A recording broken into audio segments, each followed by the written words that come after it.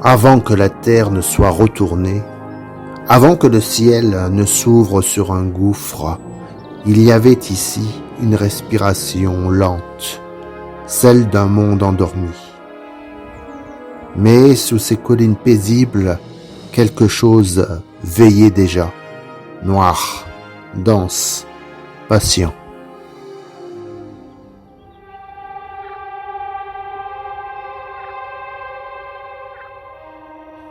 Puis les hommes sont venus, attirés par ce qui brûle sans flamme, le charbon. À Carmaux, ils ont creusé jour après jour, comme si la terre leur parlait.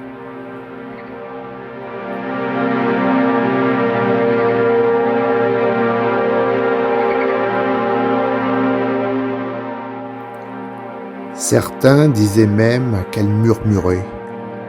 Dans les galeries, parfois, un souffle passait sans vent, et les lampes tremblaient.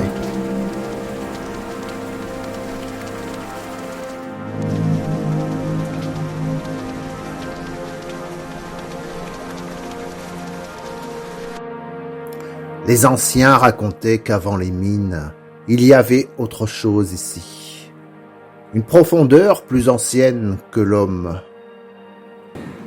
Certains mineurs juraient avoir entendu frapper, comme si quelqu'un répondait depuis l'intérieur même de la roche.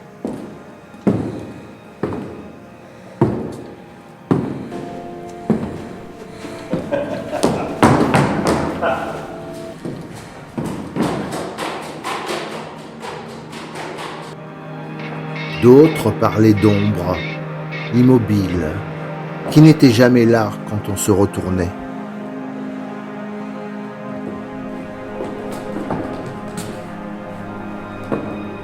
Et puis un jour, un homme est remonté, silencieux. Il n'a jamais reparlé. Mais chaque nuit, il grattait la terre, comme pour y retourner.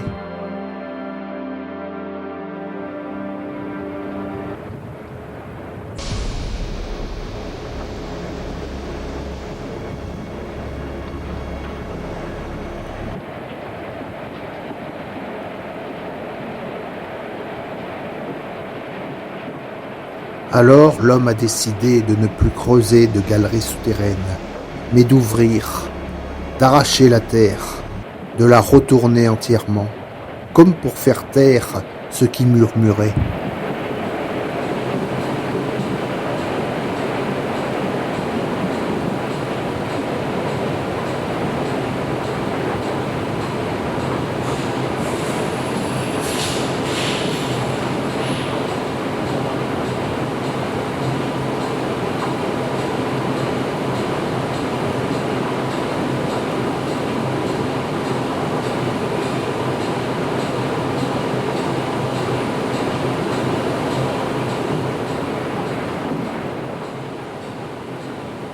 Le paysage a disparu, les collines ont été avalées, et le secret mis à nu, ou peut-être libéré.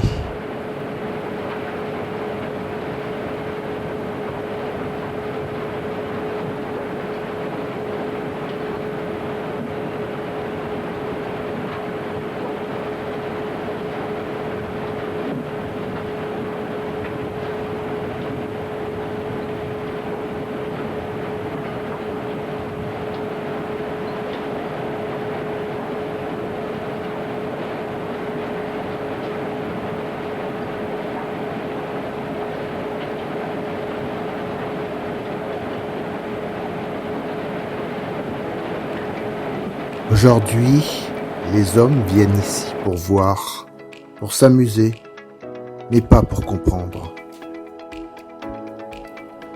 Mais la terre, elle, n'a rien oublié.